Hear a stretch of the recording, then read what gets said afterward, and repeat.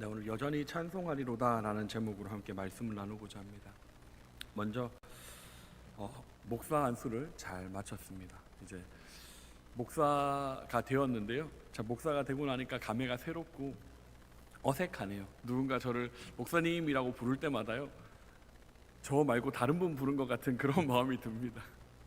아직까지 전도사라는 호칭이 훨씬 편하고 익숙한데 목사가 돼버렸네요. 목사가 되지 않으려고 많이 피해 다녔는데 돼버렸습니다.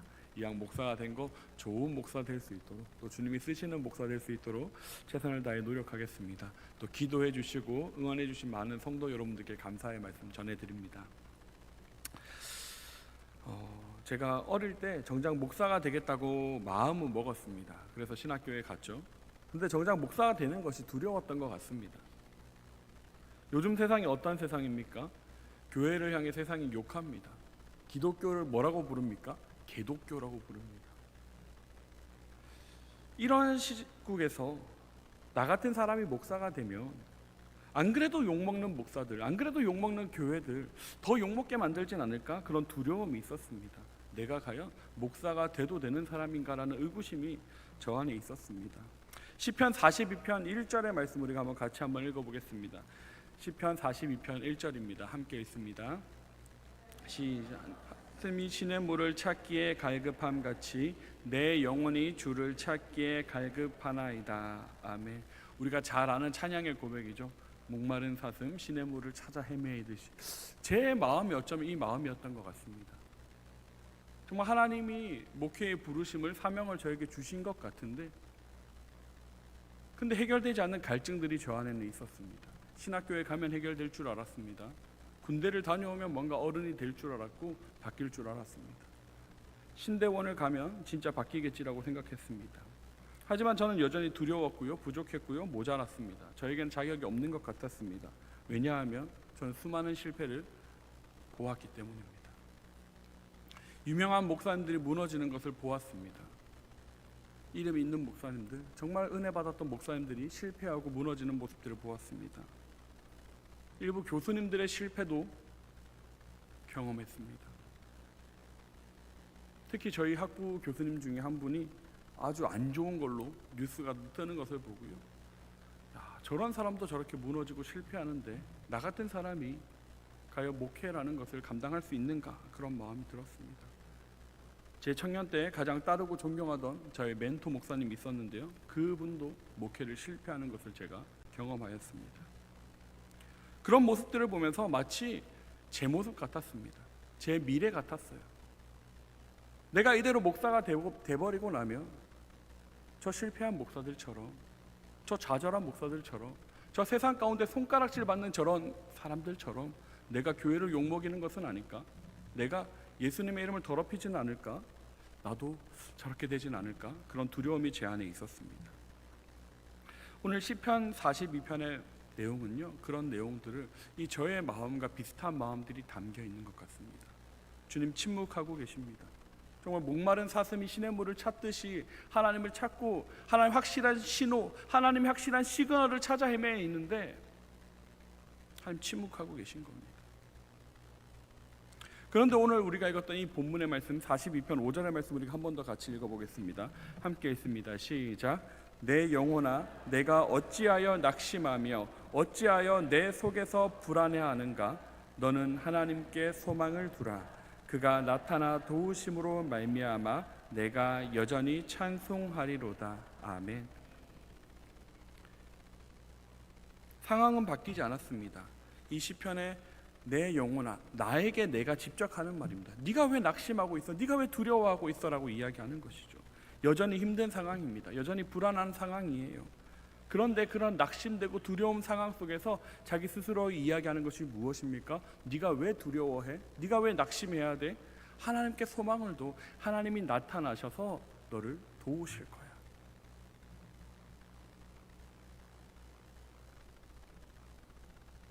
저는 지금도 여전히 부족한 사람인 것 같습니다. 저는 여전히 자격이 없는 것 같고요, 여전히 목사가라는 직분이 두렵습니다. 그럼에도 불구하고 제가 순종하는 것은, 그리고 이 직분을 감사한 마음으로 받는 것은 제가 모자란 사람이기 때문에, 제가 부족한 사람이기 때문입니다. 왜냐하면 하나님은 그 부족하고 모자란 자를 사랑하시고 택하시고 사용하시기 때문입니다. 얼마 전 영성 수련회에 참석했습니다. 목사 안수 대상자들을 모아놓고 그 영성 수련회를 하는데 아침에 성경 읽는 시간이 있었어요. 새벽 예배가 없다고 좋아했고요. 좀 전도사 교육은 일찍 저녁에 마치기 때문에 목사 안수 교육도 일찍 마칠 줄 알았습니다. 저녁에 좀 자유 시간을 누릴 줄 알았어요. 그런데 10시까지 집회를 하는 겁니다. 다음 날 좀 늦잠이라도 자겠지 했는데 7시에 일어나서 성경 읽기를 한대요. 새벽 예배 안 간다고 좋아했는데 좋아할 게 아니구나. 또 잠도 막 같은 방을 4명이서 쓰는데요. 세 분이 코를 어찌나 고시는지. 근데 중요한 거는 저도 골았다고 하더라고요. 잠을 잘 수가 없는 겁니다. 근데 그 이른 아침에 일어나서 성경을 읽는데 솔직한 얘기로 집중이 잘 안 되는 겁니다. 성경을 틀어놓고 앉아서 성경을 보는데 마태복음 1장부터 말씀이 나오고 그걸 따라 보는데 솔직히 집중이 잘 안 됩니다. 그냥 멍하니 앉아 있었습니다. 근데 성경이 쭉쭉쭉 읽어 나가는데요. 마태복음 6장에서 금식하는 내용이 나왔습니다. 근데 그 금식이 내용이 제 마음에 계속 사로잡히는 거예요. 금식할 때 너희는 외식하는 자들과 같이 슬픈 기색을 보이지 말라. 그들은 금식하는 것을 사람에게 보이려고 얼굴을 흉하게 하느니라. 내가 진실로 너희에게 이르노니 그들은 자기 상을 이미 받았느니라. 넘어가겠습니다. 너는 금식할 때 머리에 기름을 바르고 얼굴을 씻으라. 이는 금식하는 자로 사람에게 보이지 않고 오직 은밀한 중에 계신 내 아버지께 보이게 하려 함이라. 은밀한 중에 보시는 내 아버지께 갚으시리라. 이 금식 대목인데요. 이 3절의 말씀이 제 마음에 와서 딱 꽂히는 거예요. 왜 꽂혔나 생각해 보니까요. 원래 영성수련회, 목회 안수자들 영성수련회가요. 원래 금식으로 1박 2일을 했었어요. 근데 그 금식을 이제 안 하는 걸로 바뀌었거든요. 근데 그게 그래서 그런지요. 그 구절이 훅 꽂히는 거예요. 제가 어떻게 했을까요? 금식을 결단하고 작정했을까요? 모른 척 했을까요? 모른 척 했습니다. 그냥 금식의 내용이 있구나 하고 넘어갔습니다. 그래서 속으로 이렇게 말했습니다. 하나님, 좋은 날 왜 이런 거 시키십니까? 왜 이런 마음을 저에게 주십니까? 그냥 이런 내용도 있다는 거죠. 이러고 넘어갔습니다. 그렇게 수련회를 마치고 집에 돌아왔는데요. 그날 저녁에 저희 아이가 TV를 보고 있는 거예요. 근데 TV를 좀 많이 본 것 같았어요. 그날. 그래서 제가 이제 TV 좀 그만 보라고 했습니다. 그래서 TV 그만 봐. 그러니까 이것만 보면 안 돼요. 막 이렇게 얘기하는 거예요. 그래서 일단 멈춰도 나중에 다시 보더라도 지금 일단 멈춰라고 이야기했어요. 멈췄습니다. 근데 제가 잠깐 다른 일을 하고 있고 다른 일을 막 하고 있는데 아이가 갑자기 TV를 보고 있는 거예요. 제가 순간 화가 나서 아이에게 아빠가 보지 말라 했잖아. 왜 TV 보고 있어? 라고 혼냈습니다. 그랬더니 까먹었대요. 왜 멈춰놨는지를 까먹었대요. 그 아이가 왜 TV 보는 것을 아빠가 멈추라고 해서 멈췄는데 왜 까먹었겠어요? 보고 싶으니까. 왜 까먹었는지는 생각이 안 나고 까먹은 채로 있으니까 왜 멈췄지는 생각이 안 나고 어떤 마음이에요? 그냥 보고 싶은 거예요. 그러니까 왜 까먹었는지 이게 중요한데 이거는 생각하지 않은 채 하고 싶은 대로 TV를 계속 본 거죠. 제가 호되게 혼냈습니다. 하고 싶다고 다 할 수 있는 것이 아니다. 하고 싶어도 못하는 게 있다. 또 하기 싫어도 해야만 되는 일이 있다. 그런 것들을 너희 나이 때 배우지 않으면 살아가는데 너무 힘들다. 그걸 우리는 순종이라고 부르는데 너희 나이 때 하기 싫어도 해야 되는 것, 하고 싶어도 참는 것을 훈련해야 된다. 제가 그렇게 이야기했습니다. 그러면서 아빠가 네 TV 보는 게 싫어서 못 보게 하는 것이 아니라 잠깐 멈출 줄도 알아야 되고 끌 줄도 알아야 되고 포기할 줄도 알아야 된다. 그렇게 이야기했습니다. 근데 그날 연달아 또 아이를 훈육할 일이 생겼는데요. 아이가 막 고집을 부리는 거예요. 힘들고 피곤하니까 막 고집을 부리고 엉엉 우는 겁니다. 하기 싫다고 뭐 싫다고 그냥 이유도 없이요 짜증을 내는 거예요. 근데 그때 아이가 사탕을 먹고 있었거든요. 근데 입에 사탕을 먹은 채로 막 엉엉 우니까 위험해요, 안 위험해요? 위험하죠. 그래서 제가 어떻게 했겠어요? 사탕을 뺐죠. 울고 있는 아이의 사탕을 빼면 아이가 울음을 그칠까요? 더울까요? 당연히 더울죠. 난리가 났습니다. 엉엉 울면서 난리가 났어요. 그 어린 아이를 제가 붙들고 진정시키면서 이야기했어요. 먹고 싶어? 그래도 안 돼. 울면서 사탕을 먹으면 목에 넘어갈 수도 있고 그러면 숨이 막혀서 큰일 나. 하고 싶다고 다 할 수 있는 거 아니고, 먹고 싶다고 다 먹을 수 있는 거 아니고, 먹고 싶어도 참아야 되고 하고 싶어도 참을 수 있어야 돼. 하기 싫어도 해야 되는 것도 있는 거야. 그렇게 고집 부린다고 다 되는 게 아니야 라고 제가 훈육을 했습니다. 그런데 또 조금 시간이 지나고요, 또 다른 아이, 이제 다른 마지막 아이를 훈육할 일이 생겼습니다. 그 아이가 이제 학교 숙제를 하고 저에게 쪼르르 와서 자랑하는 겁니다. 엄마, 아빠, 저 숙제 다 했어요 라고 이렇게 자랑을 하는 거예요. 그 아이의 마음은 뭐예요? 칭찬받고 싶은 거죠. 인정받고 싶은 거죠. 그런데 엄마가 잘했어 라고 이야기가 끝이지 않고요, 한마디를 더 덧붙이더라고요. 근데 너 아침에 이것도 해야 되니까 한 김에 이것도 해. 아이가 어떻게 했을까요? 네 엄마 이것도 하고 올게요 이렇게 기분 좋게 가지 않고요, 이거는 내일 하면 안 돼, 이거는 막 이렇게 툴툴툴 거리는 겁니다. 하는 김에 하자, 하는 김에 하자, 좋게 좋게 이야기를 하는데 계속 짜증을 내고요, 투정을 부리는 거예요. 제가 뭐라고 했을까요? 똑같이 얘기했습니다. 하고 싶다고 다 할 수 있는 거 아니고 하기 싫어도 해야 되는 것들이 있어. 그게 순종이야. 너네는 어떤 것들을 해야 되고 어떤 것들을 하지 말아야 될지를 모르니까 부모님이 알려주는 거예요. 이런 것들이 어릴 때부터 훈련되어야지 너의 삶이 편해진단다, 이렇게 이야기를 해줬습니다. 그리고 그 다음 날 새벽 기도에 와서 새벽 기도를 드리는데 하나님 저에게 또 금식의 메시지를 주시는 거예요.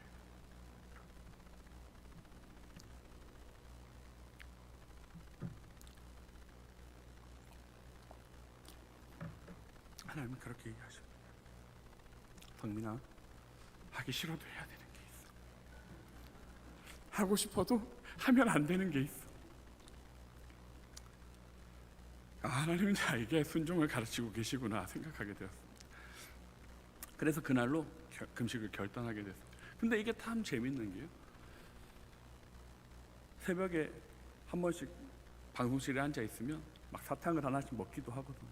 근데 그날도 마침 허준사님이 본인이 사탕을 하나 드시면서 저에게 사탕을 하나 건네주셨어요. 제가 먹었을까요? 안 먹었을까요? 안 먹었어요. 제가 한 번도 거절한 적이 없거든요. 한 번도 안 먹은 적이 없는데 그날 이상하게 안 먹고 그걸 주머니에 넣었어요. 만약에 그걸 먹었으면 그날부터 금식을 못했을 텐데 안 먹었더라고요. 그렇게 금식을 작정합니다. 그리고 새벽 예배를 마치고 차량 운행한다고 권사님을 내려드리고 집으로 가는 길 막 마음이 벅찬 거예요. 도저히 운전을 할 수가 없는 거예요. 조용한데 차를 잠깐 세우고요, 찬양을 틀고 기도를 했습니다. 근데 주님이 주시는 찬양이 주님여 이 손을 꼭 잡고 가소서, 이 찬양을 저에게 주시는 거예요. 그래 이제 목사 안수를 앞두고 하나님께 기도하라는 신호구나. 기도했습니다. 결단했습니다. 하나님, 제가 목사 안수 받는 날 금식하겠습니다. 목사 안수 받는 날부터 제가 일주일 동안 딱 금식하겠습니다. 그렇게 작정을 하고 결단을 했어요. 그래서 목사 안수를 기념해서 목사 된 첫 금식을 하나님께 드려야겠다라고 결단했습니다. 그러면서 막 기도를 하고 찬양을 듣는데요, 눈물이 얼마나 나는지 모르겠네요. 그 주님여 이 손을, 그 찬양을 듣고 딱 이어져서 새로운 곡이 딱 나오는데요, 팀룩 워십에 너 두려워 말라라는 찬양이 나오는데, 그 찬양이 우리가 읽었던 이 본문의 내용입니다. 내 영혼아 내가 어찌하여 낙심하며 어찌하여 내 속에서 불안해하는가. 너는 하나님께 소망을 두라. 그가 나타나 도우심으로 말미암아 내가 여전히 찬송하리로다. 들어본 찬양이었어요. 근데 잘 알지는 못한 찬양이었고요, 깊게 마음에 와닿지 않는 찬양이었습니다.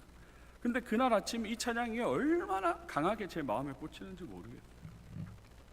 내가 왜 두려워했나? 내가 무엇을 낙심했고 내가 무엇을 망설였는가? 그런 음성들을 하나님 주시더라고요. 하나님, 정말 내가 하고 싶어도 참아야 되는 것들이 있고 하기 싫어도 해야 되는 것들이 있군요. 하나님, 금식하는 것 너무너무 싫어합니다.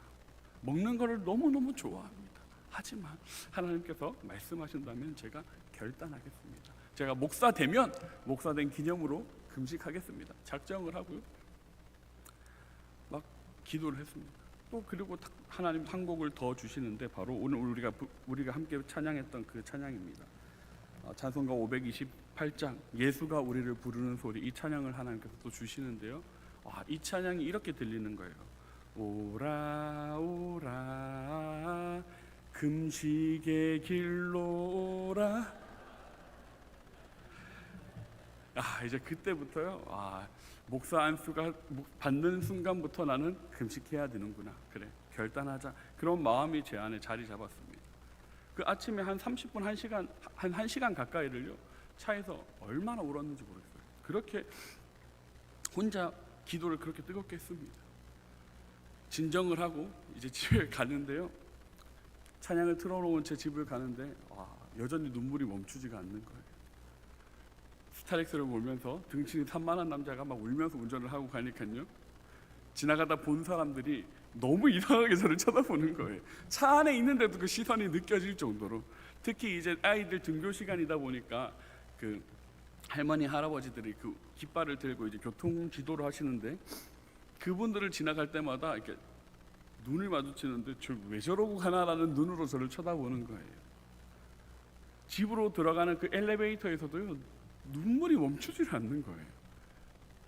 엘리베이터 기다리고 사람이 내리는데 제가 다 큰 남자가 엘리베이터 문 앞에서 엉엉 울고 있으니 얼마나 이상하겠습니까? 막 이상하게 경계를 하시면서 지나가셨어요. 저 숨는다고 어떻게 가리고 집까지 갔고 집 대문을 여는 그 순간까지 눈물이 멈추지가 않는 거예요. 집에 들어가자마자 아이들이 아빠 왜 울어? 아빠 왜 울어? 난리가 났습니다. 엄마 아빠 울어. 엄마 아빠 울어. 집에 들어가서 아내에게 하나님 이런 감동을 주셨다. 나 금식해야 되겠다라고 이야기를 했어요. 그래서 아내가 저희 아내도 참 대단한 사람입니다. 제가 기도하면서 울면서 막 핸드폰으로 주신 감동들을 막 기록했었거든요. 그 기록한 내용들을 아내에게 보여주면서 하나님 나에게 이런 감동들을 주셨다. 그래서 나 목사 안수 받으면 금식할 거다라고 이야기했는데 아내가 왜 목사 안수 받고 해? 지금부터 해! 그래서 아니 나 목사 기념으로 할 건데 아니 안수 받기 전에 해야지 왜 그런 게 어딨냐고. 그러면서 갑자기 날짜를 막 계산하는 겁니다. 오늘부터 이렇게 하면 목사 안수 받기 전에 딱 주일까지 하면 10일 되네. 10일 해. 그리고 나서 딱 하루 있고 이제 올라가면 되겠네. 이렇게 얘기를 하는 거예요. 그래서 아니 나는 일주일만 할 건데. 아내가 하는 김에 10일 해. 자기 10일 하고 나 5일 하고 같이 금식하자. 그래서 아니 하나님 7일 하라 했다니까. 제가 막 이랬더니 아내가 아유 우리 자기 힘들겠다. 하나님보다 더한 아내 만나서 이렇게 이야기를 하는 거예요. 근데 그 순간 그게 하나님의 말씀으로 들리더라고요. 하나님이 지금 당장 금식하라고 하면 안 할 것 같으니까 내가 목사 안수 받는 날로 밀어놨더니 아내를 통해서 당겨 오시는구나. 그런 감동이 주시더라고요. 그래서 10일 금식을 작정하였습니다. 그리고 그날로 그 시간으로 바로 금식을 시작했어요. 근데 아까 제가 주셨던 그 말씀이 뭐예요? 마태복음 6장에서 외식하는 자처럼 하지 말고 또 금식하는 걸 알리지 말라라고 얘기해서 이거는 아무도 모르게 해야겠다 그런 생각을 하고 딱 목사님께만 말씀을 드렸습니다. 목사님 하나님 갑자기 감동을 주셔서 금식하려고 합니다. 그래서 다른 분들 모르게 부교육자들도 모르게 그냥 조용히 하려고 하니까 목사님만 알고 계시고 식사할 때는 저만 좀 빠지도록 하겠습니다. 이렇게 양해를 구했습니다. 그렇게 잘 하고 있었는데요. 어느 날 특세 기간 가운데 목사님께서 기도하시다가 유전도사 금식하고 있다고 이렇게 기도를 하시는 거예요. 그 이후에 저 성도님들 만날 때 전도사 금식하시냐고 한 끼만 하시는 거냐고 다 하시는 거예요. 또 물어보시는데 거짓말을 할 수가 없잖아요. 그래서 이렇게 금식을 하고 있습니다. 이렇게 또 이야기를 하게 됐습니다. 그래서 사실 금식하는 것을 너무너무 힘들어하고요. 싫어하고요. 몸매를 보시면 아시겠지만 먹는 걸 너무 좋아하는 제가 금식을 몇 번 할 때마다 죽을 것 같았거든요. 근데 놀라운 건 이번에는 첫날 그렇게 힘들더니 딱 첫날 이튿날 지나가고 나니까요 하나도 힘들지가 않은 거예요.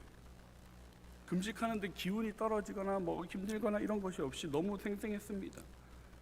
그 외식하는 자처럼 하지 말고 얼굴에 기름을 칠하라는 그 성경 말씀대로 순종하려고요. 제가 태어나서 처음으로 피부 샵도 가봤습니다. 얼굴 좋아 보이려고 관리도 처음으로 한번 받아봤습니다.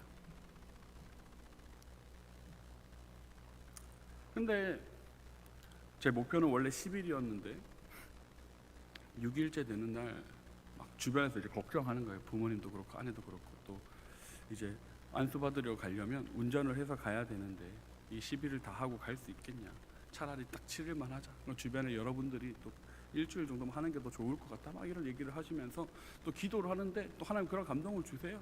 그래서 저는 진짜 더 할 수 있을 것 같았거든요. 멈췄습니다. 근데 또 감사한 것은 뭐냐면요, 딱 7일 하고 멈췄는데 그 다음 날에 장례가 생긴 거예요. 또 김영순 권사님 어머님 돌아가셨는데 진짜 그때까지 제가 금식을 했으면 장례 치르는 동안 너무 힘들었을 것 같은 거예요. 금식을 끝내고도 그 맛있는 음식들이, 장례식에 또 맛있는 음식들 주고 막 상어고기까지 주시니까 막 먹고 싶은 마음이 생기더라고요. 근데 하나님께서 또 어떻게 힘들 줄 아시고 딱 끊어주시고 멈춰주시더라고요. 또 서울 올라가면서 느꼈던 게 금식을 계속했으면 이 차를 태우고 혼자 아이들 셋을 태우고 서울로 가는 게 또 쉬운 일이 아니다 보니까 하나님께서 다 분배를 해주셨구나, 그런 마음들이 들더라고요. 목사 안수 받는 것이 저에게는 참 걱정스러운 일이었고요, 무거운 일이었고 피하고 싶은 직분이었습니다. 하지만 하나님께서 이루셨습니다. 제가 한 것이 아니라요, 하나님께서 인도하시더라고요. 세상을 살다 보면 하기 싫은 일들이 있습니다. 세상을 살다 보면 하고 싶은 일도 있습니다.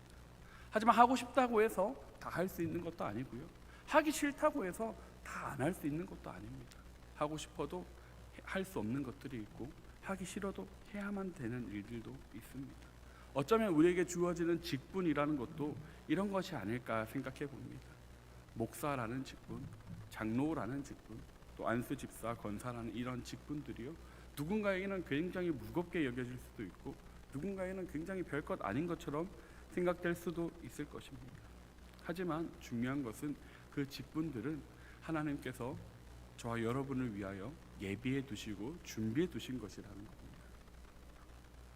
저는 그동안 좋은 목회자가 되려고 애썼습니다. 목회자가 되려면, 목사가 되려면 좋은 목사가 되어야 된다고 생각했습니다. 설교 잘하고 찬양 잘하는 것은 당연한 것이고 깔끔해야 되고 젠틀해야 되고 모든 것을 잘해야지만 목사가 된다라고 생각했습니다. 그런데 저는 아니었거든요. 주의가 산만하고요, 특별히 잘하는 것도 없고요, 부족하고 모자라는 것 투성이었습니다. 그래서 나는 안 된다고 생각했던 것입니다. 그런데 하나님께서 저에게 깨달음을 주시는 것은 무엇이냐면요, 하나님 나라에서 중요한 것은 잘하는 게 아니라는 거예요. 세상에서는 잘하느냐 못하느냐가 기준이 되겠지만요, 하나님 나라에서는 그렇지 않다라는 거예요. 하나님 나라에서 중요한 것은 무엇입니까? 순종하느냐 순종하지 않느냐입니다. 하나님 안에 있느냐 하나님 안에 있지 않느냐라는 것입니다. 결국 중요한 것은 무엇입니까? 고린도후서 5장 17절의 말씀입니다. 그런즉 누구든지 그리스도 예수 안에 있으면 새로운 피조물이라는 것이죠. 이전 것은 지나갔으니 보라 새 것이 되었다. 우리에게 있어서 진짜 중요한 것은요, 잘하느냐 못하느냐가 아니라는 거예요. 하나님 안에 있느냐 없느냐라는 거예요. 하나님 안에 있기만 하면요, 부족한 자도 하나님은 쓰신다는 것입니다. 모자란 자도 하나님께서 쓰신다는 거예요. 고린도전서 1장에서는 뭐라고 이야기하고 있습니까? 고린도 1장 27절의 말씀 우리가 잠깐 한번 같이 읽겠습니다. 시작. 그러나 하나님께서 세상에 미련한 것들을 택하사 지혜 있는 자들을 부끄럽게 하려 하시고 세상의 약한 것들을 넘어가 버렸네요. 27절 네, 약한 것들을 택하사 강한 것들을 부끄럽게 하려 하시며 28절입니다. 하나님께서 세상의 천한 것들과 멸시받는 것들과 없는 것들을 택하사 있는 것들을 폐하려 하시나니. 하나님께서 말씀하시는 것은 무엇입니까? 약한 자를 들어 쓰신다는 것입니다. 멸시 천대받는 자들을 사용하신다는 것입니다. 왜 그렇습니까? 사람을 자랑하지 못하게, 육체를 자랑하지 못하게 하려 함이라는 것입니다. 하나님만 나타내기 위함이라는 것입니다. 하나님에게 왜 하나님 꼭 굳이 접니까? 목회 안 하겠다는데, 피하겠다는데, 도망치는데 왜 기어코 저를 끌고 오십니까? 라고 했을 때 하나님 제게 주신 말씀이, 너처럼 약하고 너처럼 모자라면, 너도 할 수 있으면 다 할 수 있지 않겠냐. 그 유명한 공부 학원 광고가 있지 않습니까? 야 너도, 야 나도. 그게 이야기하는 게 뭐예요? 나도 못하는 사람인데, 나도 부족한 사람인데 이걸 하니까 되더라는 거죠. 성경을 통하면, 말씀을 통하면, 예수 그리스도를 통하면요, 저처럼 부족하고 모자란 사람도 하나님의 사람이 될 수 있다라는 거예요. 여러분 믿으십니까? 우리는 세상을 살아갈 때 많은 것들을 두려워하고 걱정합니다. 무엇으로 걱정하고 무엇으로 두려워합니까? 내가 더 나아지지 못할까 봐, 내가 더 좋아지지 못할까 봐. 세상 사람들이 가장 걱정하는 것이 무엇입니까? 좋은 대학 못 갈까 봐, 좋은 직장 못 구할까 봐, 좋은 배우자 못 구할까 봐, 내 자식이 문제 생길까 봐. 요즘 젊은 사람들이 자녀를 낳지 않는 이유가 무엇입니까? 내가 흙수저니까, 내가 고생했으니까 내 자녀들도 그렇게 고생하며 키우기 싫다는 거죠. 그런 걱정과 근심이 우리를 멈추게 한다는 것입니다. 앞으로 나아가야 되는데 불구하고요, 멈추게 한다는 거예요. 많은 젊은이들이 취업하지 않고 놀고 있는 청년들이 역대 최고치를 기록하고 있습니다. 왜 그렇습니까? 대기업에 못 갈까 봐요. 그냥 중소기업 가버리면 대기업 다시는 못 들어가게 될까 봐 중소기업 자리 있어도 안 간다는 거예요. 왜요? 대학까지 졸업했는데 중소기업 가기 아깝다라는 거예요. 그런데 그런 부정적인 생각들이요, 한 걸음도 내딛지 못하게 만든다는 것입니다. 성경을 통해서 하나님이 우리에게 주시는 말씀은 무엇입니까? 먹을 것, 입을 것 걱정하지 말라지 않으십니까? 동물들을 봐라, 풀들을 봐라. 무슨 걱정을 하느냐? 하물며 하나님의 자녀가 왜 그런 것들을 걱정하고 있느냐? 그런데 세상은 어떻게 갑니까? 말씀과 정반대로 가고 있지 않습니까? 자녀들을 먹이고 입히고 교육시키는 것들 걱정해서 자녀들 낳기를 주저한다라는 것입니다. 세상은 점점 성경과 멀어집니다. 그리고 그 멀어진 세상이 우리로부터 이 성경 말씀을 두렵게 만듭니다. 하나님의 말씀을 의지하지 못하게 만들고요, 하나님 말씀대로 믿는 것은 고리타분하고 옛날 방식으로 착각하게 한다는 거예요. 하나님 안에 거해야지만 우리는 행복할 수 있는데, 하나님 우리를 만드신 그 창조의 목적이 하나님과 함께하는 데 있는데, 세상은 점점 우리를 하나님으로부터 멀어지게 만든다는 것입니다.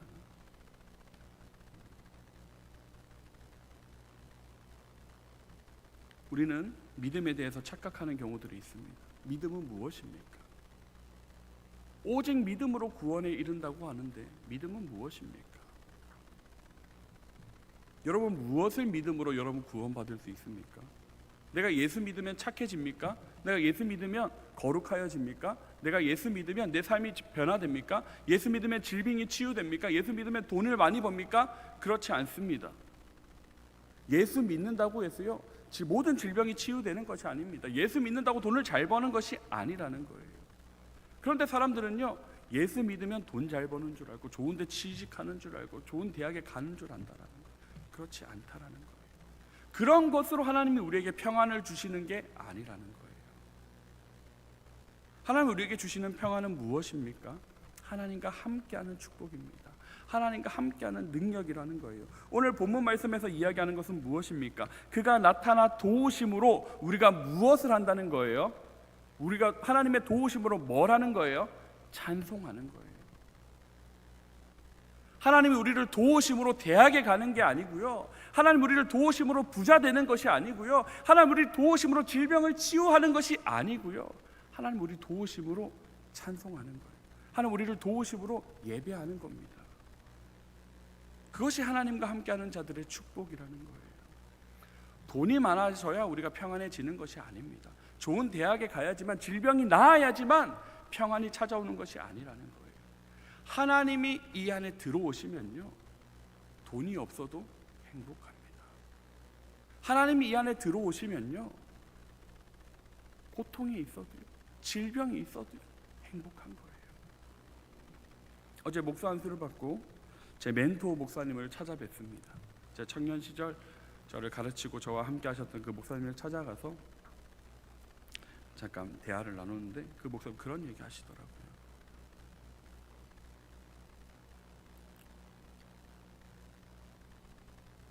뭐 좁은 길을 간다. 자기도 그렇게 생각했던 때가 있다.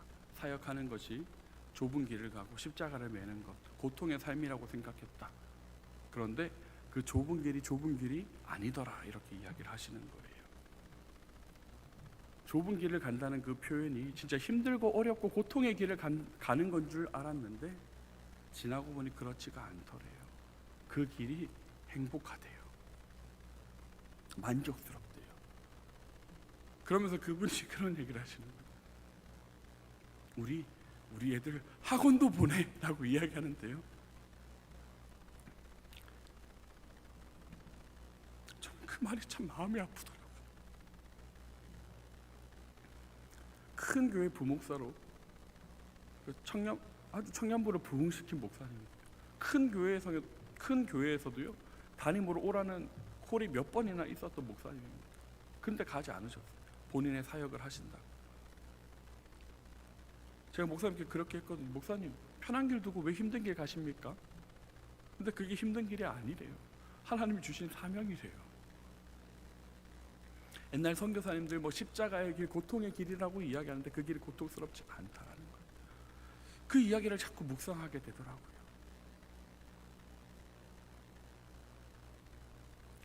그러면서 드는 생각이 뭐냐면요, 요즘에 유행하고 있는, 요즘은 아니죠, 얼마 전에 유행했던 것들이 둘레길들이 유행했잖아요. 그냥 사실 산 속에 있는 작은 길일 뿐인데 그 둘레길이라고 이름 붙이는 순간 그 길이 뭔가 낭만적이고 멋있고 아름다운 길로 생각되지 않습니까? 사실은 그냥 평범한 등산로이고 산책로일 뿐입니다. 근데 거기 둘레길이라는 이름만 붙여도요 뭔가 아름답고 낭만이 있는 것 같잖아요. 우리가 십자가 좁은 길이라고 하는데, 십자가 고통의 길이라고 하는데, 사실 그 십자가 둘레길이라고 우리가 한번 생각해 봅시다. 제주도 둘레길을 도는 것처럼 그 십자가 둘레길을 우리가 걷는다면, 좁은 길이라 할지라도요, 힘들고 험난한 길이라 할지라도요, 그 옆에 누가 있느냐에 따라서 그 길이 주는 행복과 만족도는 전혀 다를 수 있다는 것이죠. 아무리 평안하고 넓은 길이라도요, 내 원수와 그 길을 걷는다면 그 길은 고통의 길일 것입니다. 하지만 아무리 좁고 험난한 길이라도 해도 내가 사랑하는 사람과 걷는 그 길은요 데이트 코스가 되고 낭만이 넘치는 길이 되지 않겠습니까? 하나님이 우리에게 주시는, 하나님이 우리에게 소망하시는 것은 무엇이겠습니까? 하나님, 세상 사람들이 볼 때는 십자가 좁은 길입니다. 십자가 고통의 길입니다. 험난하고 어려운 길입니다. 하지만 그 길을 걷는 우리는, 예수 그리스도의 손을 붙잡고 걷는 우리는 그 길이 과연 고통스럽기만 할까요? 과연 험난하기만 하겠습니까? 그렇지 않다는 것이죠. 믿음이라는 것은 무엇입니까? 잘 되는 것이 믿음이 아닙니다. 믿음은 하나님 안에 거하는 것입니다. 유월절 어린 양, 그 표현들을 우리 성경에서 많이 쓰고 있습니다. 그리고 예수님을 유월절 어린 양에 표현하고 있습니다. 유월절의 은혜는 무엇입니까? 문설주의 어린 양의 피가 칠해져 있으면 어떻게 하면 돼요? 그 문 안에 들어가기만 하면 되는 겁니다. 내가 깨끗해질 필요 없고요, 내 죄를 용서할 필요 없고요, 내가 뭔가 대단한 사람이 될 필요도 없다라는 것입니다. 그저 우리가 하는 것은 문을 열고 들어가는 것입니다. 그리고 그 안에 있는 거예요. 밖에서 어떤 소리가 나도, 어떤 시끄럽고 어떤 난리가 나도 문 열지 않는 거예요. 이 자리에 있기만 하면, 버티기만 하면, 견디기만 하면 넘어갈 것이라는 믿음, 그것이 믿음인 것이죠.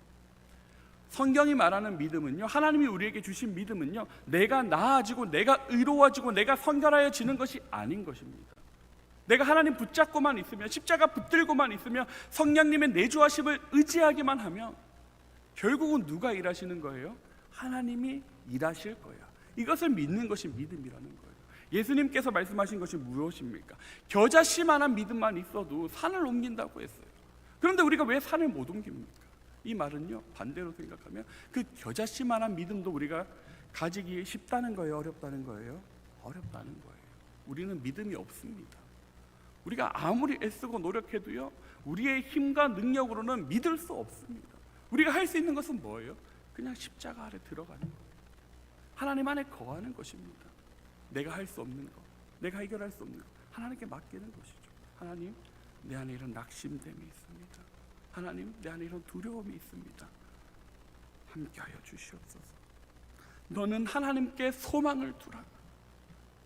힘들고 어려울 때 우리가 해야 되는 일 무엇입니까? 낙심되고 절망되는 가운데 내가 해야 되는 건 무엇입니까? 하나님을 부르짖는 일입니다. 찬송하는 거예요. 예배의 자리로 나아오는 것입니다. 말씀을 묵상하는 것입니다. 그거 외에는 방법이 없어요. 예수님께서 주신 말씀 뭐예요? 기도 외에는 방법이 없다. 오직 우리가 할 수 있는 것은 하나님을 찾는 것입니다. 부르짖는 것입니다. 엎드리는 것입니다. 하나님이 주신 평안은요, 문제의 해결이 아닙니다. 하나님이 함께 하시는 것입니다. 어떤 문제 가운데서도요, 어떤 어려움 가운데서도요, 하나님이 우리 안에 거하시기만 하면요, 우리는 이길 수 있습니다. 견딜 수 있습니다. 나아갈 수 있는 것입니다.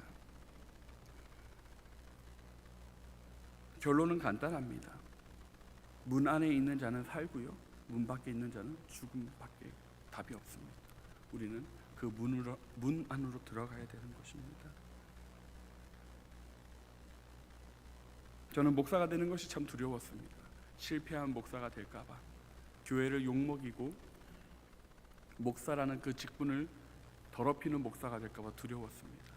하지만 제가 진짜 두려워해야 되는 것은요, 안 좋은 목사, 나쁜 목사 되는 것이 두려운 것이 아니라 하나님을 벗어날까봐 걱정했어야 되는 것입니다. 예배하지 못할까봐 두려워했어야 됐고요, 불행 중에 찬송하지 못할까봐 떨었어야 되는 거예요. 근데 저는요, 잘하는 것에만 집중했더라고요. 잘하려는 생각을 내려놓으니까요, 한 담대한 마음을 주십니다. 어제 목사 안수 110명의 목사님들이 안수를 받았습니다. 근데 제 마음에는요, 그런 마음이 들더라고요. 그 110명 중에 내가 주인공이다. 제가 잘나서 주인공이 아니라요, 제가 특별하기 때문에 주인공이 아니라요, 하나님이 나와 함께 하시니까 내가 다른 그 목사님들보다 잘날 게 없어도, 잘하는 게 없어도, 특출난 게 없어도 그래도 내가 최고다. 왜요? 하나님 나와 함께 하시니까. 이것이 우리에게 주신 하나님의 능력입니다. 자녀됨의 권세입니다. 여러분, 무엇을 두려워하십니까? 무엇을 걱정하십니까? 무엇으로 근심하고 계십니까? 하나님께 소망을 두시기를 간절히 부탁드립니다. 하나님 예배하십시오. 하나님 찬양하십시오. 하나님께 기도하십시오. 그 모든 문제를 하나님 해결하실 줄 믿습니다. 마지막으로 이 본문의 말씀 우리가 한 번 더 같이 읽었으면 좋겠습니다. 시편 42편 5절의 말씀 우리 한 목소리로 같이 읽겠습니다. 시작. 내 영혼아, 내가 어찌하여 낙심하며 어찌하여 내 속에서 불안해하는가? 너는 하나님께 소망을 두라.